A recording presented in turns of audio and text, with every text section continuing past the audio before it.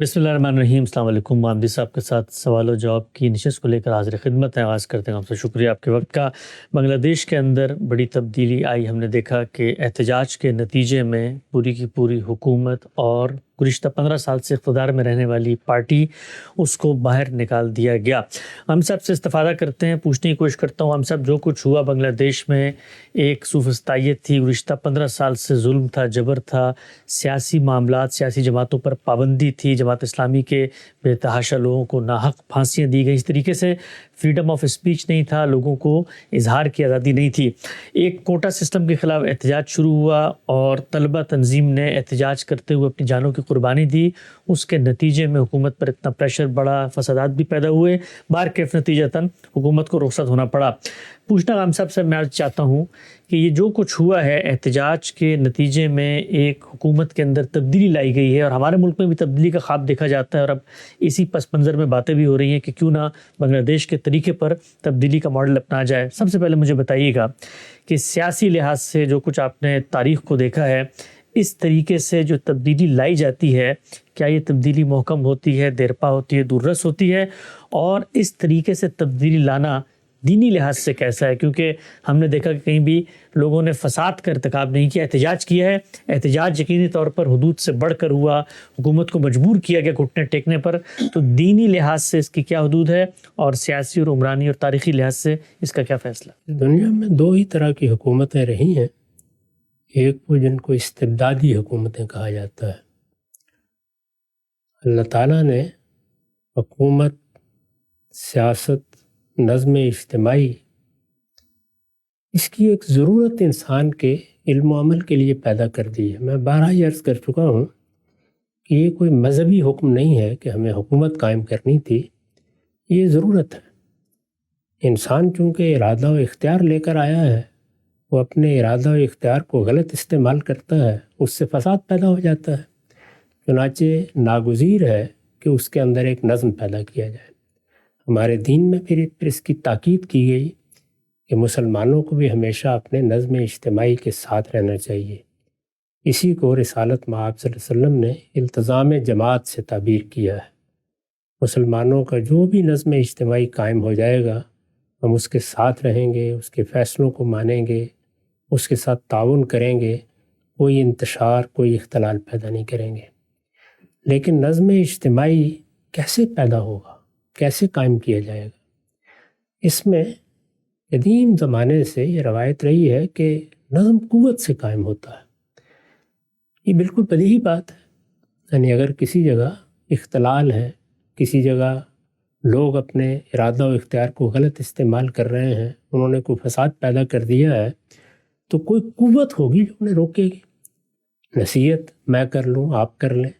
جو لوگ شرپسندی پر اترے ہوئے ہوں یا تمرد اور سرکشی اختیار کر چکے ہوں، ان میں ایک خاص طرح کا طغیان ہوتا ہے، اس وقت نصیحت کام نہیں کرتی، تو قوت آگے بڑھتی ہے اور وہ آگے بڑھ کے امن قائم کر دیتی ہے۔ اس کو بہت سادگی سے سمجھنا چاہیے کہ اگر ہم کسی محلے میں رہتے ہیں، وہاں لوگوں کی نہ عزت محفوظ ہے، نہ آبرو محفوظ ہے، نہ مال محفوظ ہے، جانیں بھی خطرے میں پڑی رہتی ہیں، ادھر ادھر کے کچھ اوباش ہیں جو محلے کے لوگوں کو تنگ کرتے ہیں، تو اب کوئی آدمی اگر ایسی قوت رکھتا ہے کہ ان کی گردن ناپ سکے، تو وہ آگے بڑھے گا اور آگے بڑھ کر نظم قائم کر دے گا۔ اسی طریقے سے ابتدا ہوئی ہے، یعنی جو کچھ نظم اجتماعی ہم کہتے ہیں، اس کی ابتدا یہیں سے ہوئی۔ قوت بنیادی طور پر فیصلہ کن ہوتی ہے۔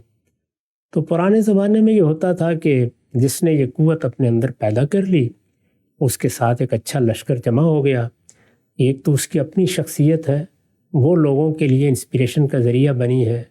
دوسرے یہ کہ لوگ بھی سمجھتے ہیں کہ یہ ایک ایسا شخص ہے جس کی صلاحیتوں سے فائدہ اٹھا کر نظم قائم کیا جا سکتا ہے، تو وہ فاتح بن کر کسی علاقے میں اپنی عملداری قائم کر لیتا تھا۔ اسی طرح بڑی بادشاہتیں قائم ہو گئیں، اسی طریقے سے بڑی بڑی سلطنتیں قائم ہوتی رہیں۔ ان کی بنیاد فتوحات تھی۔ فتوحات کی بنیاد پر جب کوئی سلطنت قائم ہوتی ہے، تو اس میں یہ ممکن ہی نہیں ہوتا کہ آپ استبدادی حکومت کے سوا بھی کوئی حکومت قائم کر لیں، ممکن نہیں ہوتا عملاً۔ یعنی بہت بڑے پیمانے پر علاقے ہیں، لوگ ہیں، مختلف لوگ ہیں، فتح کیا گیا انہیں، وہ آسانی سے کیوں قبول کریں گے اس بات کو؟ تو نتیجہ یہی نکلتا ہے کہ پھر جس قوت سے آپ نے قبضہ کیا ہے وہی قوت آپ اس کو برقرار رکھنے کے لیے بھی استعمال کرتے ہیں۔ اس کو ہم تعبیر کرتے ہیں استبدادی حکومتیں۔ استبدادی حکومتوں میں اصل چیز کیا ہے؟ ہمارے پاس اقتدار آ گیا ہے، اب ہم اپنی قوت کے ساتھ اس کو قائم رکھیں گے، اور قوت کے ساتھ قائم رکھنے کا مطلب ہی یہ ہے کہ مقابل میں نہ کسی شخص کو اٹھنے کی اجازت ہوگی، نہ نقد کی اجازت ہوگی، نہ کوئی سیاسی عزائم پیدا کرنے کی اجازت ہوگی۔ چنانچہ ہم دیکھتے ہیں کہ استبدادی حکومتیں جب قائم ہو جاتی ہیں تو جس خاندان کی ہو جائیں، جس طبقے کی ہو جائیں، وہ اسی طریقے سے اپنے مخالفین کے ساتھ معاملہ کرتا ہے۔ ہماری پوری تاریخ اسی طرح کی ہے۔ مغلوں کی حکومت قائم تھی تو جو ذرا سر اٹھاتا تھا اسی طرح سر کچلنے کے لیے آ جاتے تھے۔ دارا کی حکومت کو دیکھیں، اسکندر کی حکومت کو دیکھیں۔ خود مسلمانوں کے ہاں جب استبدادی حکومتیں قائم ہوئیں تو اگرچہ وہ بڑی حد تک قانون کی یا شریعت کی پابند بھی ہوتی تھیں، تاہم اس بات کو گوارا نہیں کیا جاتا تھا کہ کوئی شخص ان کے سامنے نقد کرے، کوئی شخص ان کے خلاف کوئی اقدام کرے۔ اس وقت جو اس نوعیت کی حکومتیں قائم ہیں، یہ معلوم ہے کہ ان میں بھی اس کا کسی کو حق حاصل نہیں۔ مثال کے طور پر سعودی عرب میں ایک استبدادی حکومت قائم ہے، ایک خاندان کی حکومت ہے، انہوں نے اس علاقے کو فتح کر لیا تھا۔ ہم جانتے ہیں کہ فتوحات میں نوبت جہاں تک پہنچی اس میں 150-200 سال لگے، لیکن جب انہوں نے اس علاقے کو فتح کر لیا اور اس کو المملکت العربیہ السعودیہ کی حیثیت دے دی تو پھر ایک خاندان کی حکومت قائم ہو گئی۔ اس میں علماء کو بھی ایک لمبے عرصے تک بڑا اثر و رسوخ رہا ہے، لیکن اپنی نوعیت کے لحاظ سے وہ اس وقت بھی ایک استبدادی حکومت تھی، اب بھی ایک استبدادی حکومت ہے۔ تو آپ وہاں پر اس کا کوئی تصور نہیں کر سکتے کہ آپ حکومت پر تنقید کریں گے، آپ اس کے فیصلوں کو ہدف تنقید بنائیں گے، آپ اس نے جو پالیسی اس وقت یا اس سے پہلے اختیار کر رکھی تھی اس کے مقابل میں کھڑے ہو جائیں گے، آپ لوگوں کی رائے کو متاثر کرنے کی کوشش کریں گے، آپ ان کے اقدامات کی بنیاد پر ان کو تبدیل کرنے کی کوئی بات کہیں کریں گے۔ ان میں سے کوئی چیز اگر ایک نحیف آواز کی صورت میں بھی اٹھے گی تو گلا دبا دیا جائے گا۔ یہ تو ہم اپنی آنکھوں سے دیکھ رہے ہیں۔ اسی طرح کی حکومتیں عام طور پر دنیا میں قائم رہی ہیں۔ یہ ہم دیکھتے ہیں کہ ایک نیم جمہوری سی حکومت پاپائیت کے اصول پر ایران میں قائم ہوئی ہے۔ وہاں پر بھی ایک دائرہ ہے، اس دائرے سے باہر آپ نقد نہیں کر سکتے۔ یہ آپ کے علم میں ہے کہ پچھلے دنوں وہاں بڑے مظاہرے ہو گئے تھے۔ ریاست نے یا حکومت نے شخصی معاملات میں ایک قانون بنا رکھا ہے جس کو حجاب کا قانون کہا جاتا ہے۔ بعض عورتوں نے اس کو تسلیم کرنے سے انکار کر دیا تو اس میں آخری درجے کی سختی برتی گئی، لوگ مرے، اس میں بہت سے جانیں گئیں، اور پھر وہی ہوا کہ استبدادی حکومت نے اپنے نظم کو قائم کر لیا اور پھر لوگ خاموش ہو کے بیٹھ گئے۔ ایسی صورتحال افغانستان میں، وہاں پر بھی ایک حکومت قائم ہوئی ہے اور وہ قوت کے بل پر قائم ہوئی ہے، استبدادی حکومت ہے۔ اس طرح کی کسی حکومت میں انہوں نے اعلان کر رکھا ہے کہ نہ اس کے اوپر اس نوعیت کا کوئی نقد ہو سکتا ہے، نہ اس کے مقابل میں کوئی اٹھ سکتا ہے، نہ کوئی سیاسی جدوجہد کر سکتا ہے، نہ کوئی سیاسی جماعت بنائی جا سکتی ہے، نہ سیاسی مقاصد کے لیے کوئی تنظیم سازی کی جا سکتی ہے۔ ان کا حکم ہے، اس حکم کے سامنے سر تسلیم خم کرنا ہوگا۔ چنانچہ وہ بھی بہت سے جائز شخصی معاملات میں مداخلت کر رہے ہیں، تاکہ بچیوں کی تعلیم زیر بحث ہے، لیکن انہوں نے ایک رائے قائم کر رکھی ہوئی ہے۔ تو استبدادی حکومتوں کا نظم ایسے ہی ہوتا ہے۔ ہمارے ہاں خاص طور پر جو مسلمان ممالک ہیں، جمہوری اقدار، جمہوری روایات کی کوئی تاریخ نہیں ہے۔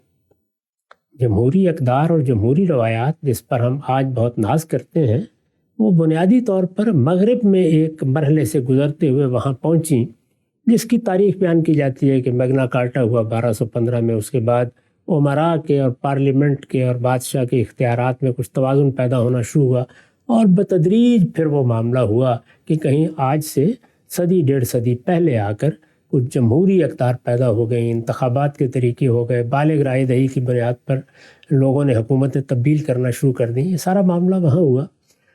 تو ہم مغرب میں یہ دیکھتے ہیں کہ بہت حد تک یہ روایات بڑی مستحکم ہو گئی۔ اس وقت بھی یہ معلوم ہے کہ یورپ میں 13 ممالک ہیں کم و بیش، اگر میں غلطی نہیں کر رہا، اس میں بادشاہت ہے، یعنی وہاں بادشاہت موجود ہے، جیسے انگلستان میں ہے، لیکن وہ بھی ایک آئینی بادشاہت کی حیثیت اختیار کر گئی ہے۔ کچھ حدود قیود ہیں، لیکن ان حدود قیود کے اندر لوگوں کے لیے تنقید کرنے، رائے دینے، لوگوں کے لیے حکومت کو تبدیل کر کے اپنی مرضی کی حکومت لانے کے بہت سے مواقع کھول دیے گئے ہیں۔ امریکہ تو اس معاملے میں ایک مثال ہے۔ یہاں پر ایک دستوری روایت قائم ہوئی ہے، خود امریکہ کا دستور لوگوں کے لیے چراغ راہ بنا ہے۔ اس میں جس طریقے سے آزادی کی حفاظت کی گئی ہے، جس طریقے کے حقوق کا ادراک کیا گیا ہے، وہ خود ایک مثال ہے۔ چنانچہ یہاں پر بھی ہم دیکھتے ہیں، لیکن کیا ہمارے مسلمان ممالک میں بھی ایسے ہوا؟ مسلمان ممالک میں جو آخری زمانہ بھی ہم نے دیکھا 17ویں صدی ہے، جو مسلمانوں کے عروج کا آخری دور ہے، 17ویں صدی کے بعد وہ زوال آشنا ہو گئے۔ تو 17ویں صدی کی بالکل ابتدائی میں ہم نے یہ دیکھا کہ صفوی سلطنت ختم ہوئی، مغلوں کی سلطنت ختم ہوئی، یعنی اورنگزیب عالمگیر کے خاتمے کے بعد سلطنت ختم ہو گئی۔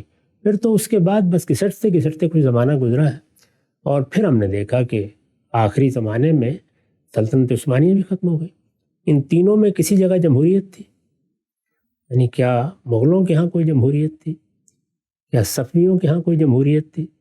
صفوی حکومت کے اوپر تو یہ الزام ہے کہ اس نے بڑے پیمانے پر مذہبی پرسیکیوشن بھی کی ہے، اور لوگوں کو بالجبر مذہب تبدیل کرنے پہ آمادہ کیا، یا ان کے خلاف قانون کو استعمال کیا، طاقت کو استعمال کیا۔ عثمانیوں کے ہاں بھی وہی استبدادی نظام تھا جس کو ہم بادشاہت کہتے ہیں، اسی طرح سے معاملات چل رہے تھے جس طرح سعودی عرب میں ہم دیکھ رہے ہیں۔ یعنی وہ پرانا قصہ ہو تو لوگوں کی سمجھ میں نہیں آتا کیا ہوا ہوگا۔ اس وقت جو بادشاہت موجود ہے ہمارے ہاں، یعنی مطلق العنان بادشاہت اس وقت 6-7 ممالک میں ہے۔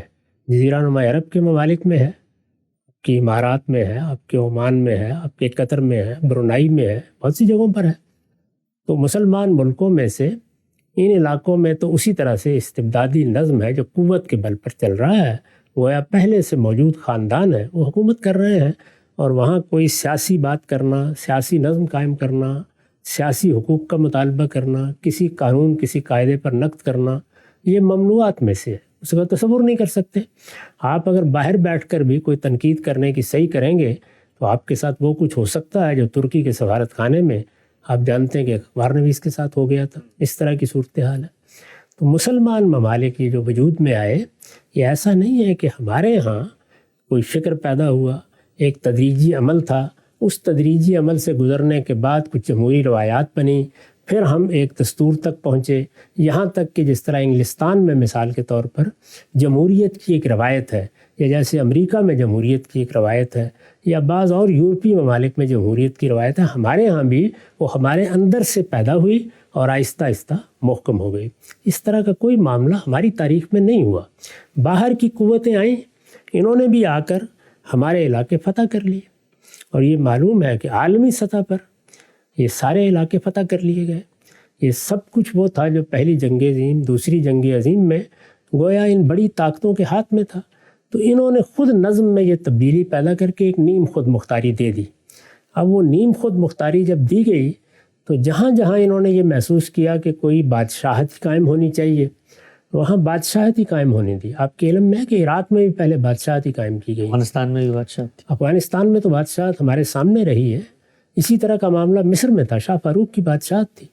تو بادشاہتیں جہاں تھیں انہوں نے اس کو برقرار رکھا، اسی حیثیت سے ان سے کہا کہ آپ لوگ نیم خود مختارانہ طریقے سے جتنی آزادی ہم نے تم کو دے دی ہے، اپنا نظام اپنے حالات کے لحاظ سے خود بناؤ۔ بعض جگہیں البتہ ایسی تھیں جہاں پہلے سے نہ تو بادشاہت کی کوئی روایت تھی، نہ اس طرح کی فتوحات تھیں، یا حالات ایسے پیدا ہو گئے تھے کہ وہاں بادشاہت ختم ہو گئی۔ مثال کے طور پر ہمارے بر صغیر میں اگر 1857 کی جنگ نہ ہوتی اور بہادر شاہ ظفر کو اور اس کے خاندان کو مجرم نہ قرار دیا جاتا تو پہلا فیصلہ کیا تھا؟ پہلا فیصلہ یہی تھا کہ بہادر شاہ ظفر کی یا مغلوں کی اولاد کو تعلیم دلائی جائے گی، اس میں طے کر لیا گیا تھا، اور پھر یہاں پر اسی طرح کا ایک آئینی بادشاہت کا نظام قائم کریں گے جس طرح کا انگلستان میں موجود تھا۔ یہی پیش نظر تھا۔ بغاوت ہو گئی، اس بغاوت کے نتیجے میں رد عمل پیدا ہوا، بادشاہت کا خاتمہ ہو گیا۔ ریاستوں میں آپ یہ جانتے ہیں کہ اوپر کی بادشاہت تو ایک بغاوت کے نتیجے میں ختم ہو گئی، ریاستوں میں کسی کو چھیڑا نہیں گیا، یعنی باقی سب ہندوستان میں 500 سے زیادہ ریاستیں تھیں، ان میں زیادہ تر میں اسی طرح سے موروثی بادشاہ تتلی نظام تھے یا عباسی تھے، یہ سب تھے اسی طرح کی پرنسلی اسٹیٹس جس کو کہا جاتا ہے۔ خود ہمارے حصے میں جب پاکستان بنا ہے تو 17 کے قریب ریاستیں آ گئی تھیں، تو اس طرح کی ریاستوں میں بھی وہی نظام جو پہلے سے چلا آ رہا تو وہی رہا۔ اگر کہیں بادشاہت قائم رہ گئی، جیسے کہ مثال کے طور پر ہم نے ملیشیا میں دیکھا، تو اس کو نہیں چھیڑا گیا، اس بادشاہت نے خود آئینی بادشاہت کی صورت اختیار کی بعد میں، یعنی وہاں جو لیڈر پیدا ہوئے، رہنما پیدا ہوئے، انہوں نے بادشاہوں کے ساتھ بیٹھ کر اس کو ایک آئینی بادشاہت کی صورت دی۔ تو وہاں ہم نے دیکھا کہ کم و بیش وہی نظام تھا جو انگلستان میں ہے، بادشاہت اسی طرح قائم ہے وہاں پر، بلکہ ریاستوں کی بادشاہت بھی 9 ریاستوں میں اسی طریقے سے قائم ہے۔ 2 میں معاملات وہ نہیں رہے تو وہاں اب اس طرح کے سلاطین نہیں ہیں۔ یہ میں نے اس لیے ایک تفصیلی تمہید باندھی کہ آپ یہ سمجھ سکیں کہ ہمارے ہاں جمہوریت کیسے آئی ہے۔ اب وہ آ گئی ہے، جہاں جہاں آ گئی ہے وہاں ہم خیال کرتے ہیں کہ چشم زدن میں وہ ویسٹ منسٹر جمہوریت کی صورت اختیار کر لے گی اور اس میں وہ تمام حقوق ہوں گے، اسی طریقے سے ہم اپنی باتیں کہیں گے، اسی طریقے سب معاملات ہوں گے۔ یہاں نہ لوگوں کی تربیت ہوئی ہے، نہ سیاسی خاندانوں کی تربیت ہوئی ہے، نہ سیاسی جماعتیں اپنا اس طرح کا کوئی پس منظر رکھتی ہیں، اسٹیٹ نے جمہوریت اڈاپٹ کی ہے اور نہ ریاست نے اس طریقے سے اس کو اختیار کیا۔ یعنی یہاں کیا ہوا ہے، جہاں جہاں آپ دیکھیے، مثلا عراق میں تھا، اسی طرح سے مصر میں تھا، جہاں بادشاہتیں تھیں، وہاں فوج نے جب یہ دیکھا کہ ہم گلا دبا سکتے ہیں تو وہ آ گئے۔ اس سے بھی ظاہر ہے آمریت ہی پیدا ہونی تھی، چنانچہ اس سے پہلے جو حکومتیں رہی ہیں وہ زیادہ تر یہی تھیں۔ موجودہ زمانے میں ایک طرف تو جمہوری حکومتیں کیسے قائم ہوتی ہیں، دساتیر کیسے بنتے ہیں، حقوق فرائض کی تقسیم کیا ہے، اس میں سیاسی حقوق میرے آپ کے کیسے ہوتے ہیں، اس کو بہت حد تک علم کی حیثیت حاصل ہو گئی ہے۔ لیکن یہ علم کہاں پیدا ہوا، کہاں پروان چڑھا، کہاں اس کے ادارے بنے؟ مغرب میں بنے ہیں۔ ہمارے ہاں یہ کسی فطری ترتیب سے وجود پذیری نہیں ہوا سرے سے۔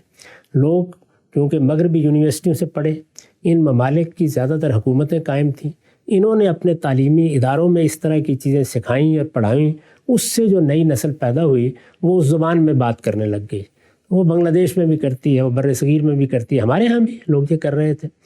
جب 47 میں پاکستان بنا ہے یا تقسیم ہوئی ہے تو اس سے پہلے یہاں کیا نظام تھا؟ بادشاہت تھی، یعنی انگلستان کا بادشاہی حکومت کر رہا تھا، ملک معظمی کی حکومت تھی، اور اسی حکومت کے تحت ایک گورنر جنرل یا ایک وائسرائے مقرر کر دیا جاتا تھا، وہ سارا نظم و نسق چلاتا تھا۔ یہ ووٹ، یہ جمہوریت، یہ سیاسی جماعتیں، یہ تو خود ان لوگوں نے پیدا کرنا شروع کی۔ تو ہمارے ہاں اس کی تاریخ ابھی بن رہی ہے، اس میں مختلف قوتیں کام کرتی ہیں۔ تو عام طور پر ہر ملک میں یہ محاربت یا جدلیات جاری ہے۔ اس میں ایک طرف وہ لوگ ہیں جو نئے سیاسی افکار لے کر پیدا ہوئے ہیں، وہ مغربی دنیا کو دیکھتے ہیں، دنیا ایک گاؤں بن چکی ہوئی ہے، وہ اس کی چیزیں پڑھتے ہیں۔ اس وقت تو اتنی زیادہ انفارمیشن و اطلاعات ہے کہ بچے کو معلوم ہو جاتا ہے امریکہ میں کیا ہو رہا ہے، برطانیہ میں کیا ہو رہا ہے، یورپ میں کیا ہو رہا ہے۔ تو وہ یہ خواب دیکھتے ہیں کہ اسی طرح کی جمہوریت ہمارے ہاں ہونی چاہیے۔ چنانچہ بہت سے ملکوں میں اس کو اختیار بھی کر لیا گیا ہے۔ میں نے عرض کیا کہ وہ فطری طریقے سے جیسے کسی قوم کے شعور سے کوئی چیز پیدا ہوتی ہے اس طرح پیدا نہیں ہوئی، اختیار کر لی گئی ہے۔ جن لوگوں نے اختیار کیا ہے وہ زیادہ تر اسی پس منظر کے لوگ ہیں، وہ اس کے لحاظ سے چاہتے ہیں کہ چشم زدن میں سارے معاملات ہو جائے، اس سے ادنا انحراف کو بھی برداشت کرنے کے لیے تیار نہیں ہوتے۔ افواج ہے، کوئی جمہوریت نہیں چل سکتی جب تک کہ ریاست کے پاس جو طاقت ہے وہ رضاکارانہ طور پر اس کے سامنے سر تسلیم خم نہ کرتے۔ یہ ممکن ہی نہیں ہے۔ پہلے بادشاہ سلامت کا اقتدار کس چیز پہ قائم ہوتا تھا؟ ان لشکروں پر جو اس کے لیے نکلنے کو تیار ہوتے تھے۔ اب جمہوریت میں کیا کیا گیا ہے؟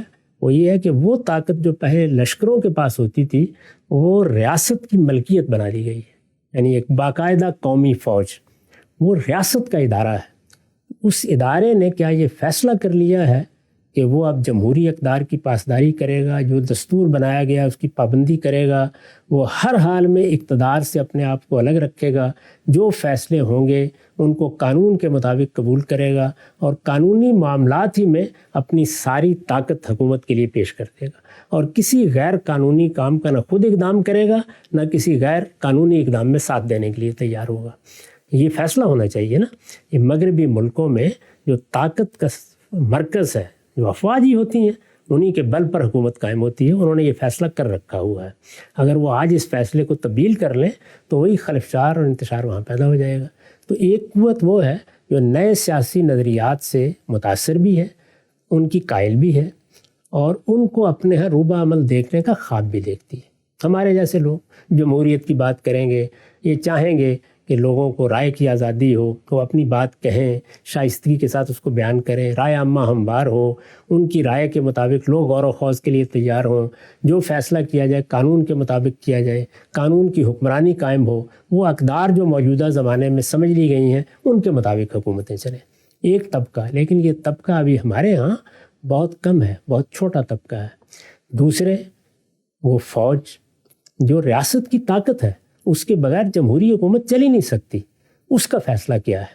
کیا اس نے یہ بات تسلیم کر لی ہے کہ اب اس کو اقتدار میں نہیں آنا، یا اقتدار کو جیسے کٹ پتلیوں کا تماشا ہوتا ہے اس طریقے سے نہیں چلانا، بلکہ قانون کی پابندی کرتے ہوئے اپنے آپ کو سرنڈر کر دینا ہے، سرنگو رکھنا ہے؟ یا فیصلہ کر لیا ہے؟ دوسری چیز یہ.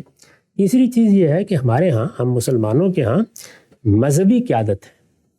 یعنی مسلمانوں کی قیادت کبھی بھی صرف سیاستدانوں کے پاس نہیں رہی.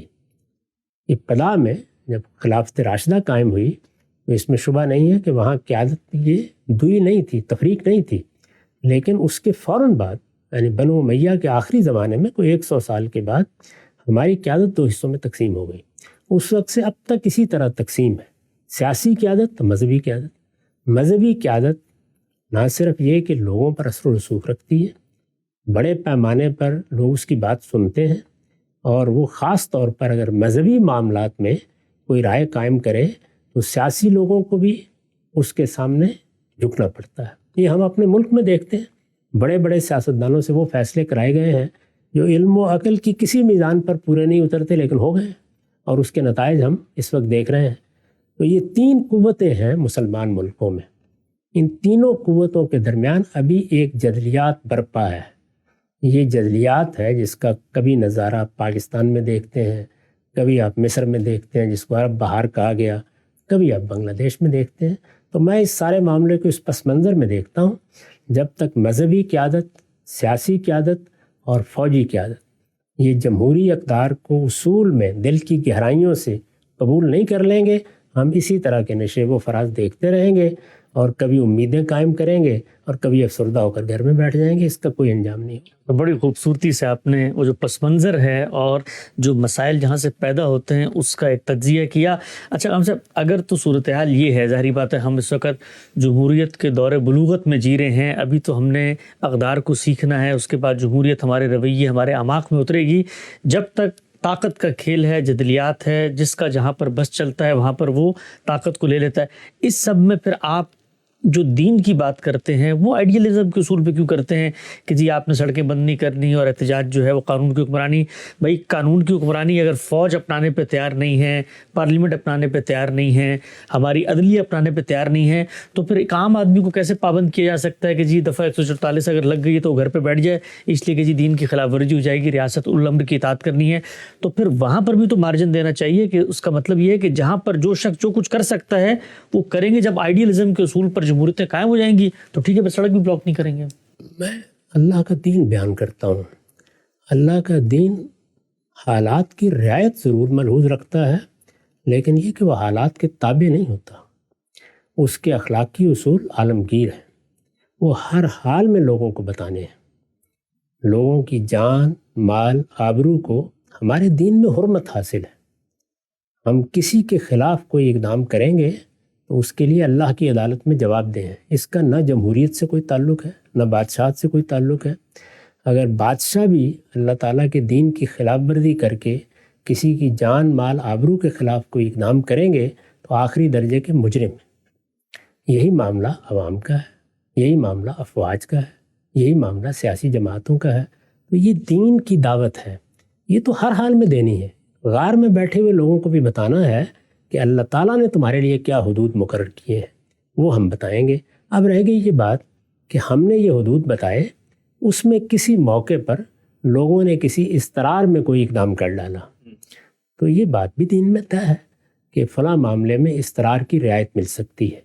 یہ چیزیں ملحوظ بھی رکھی جاتی ہیں، ان میں لوگوں کو بتایا بھی جاتا ہے.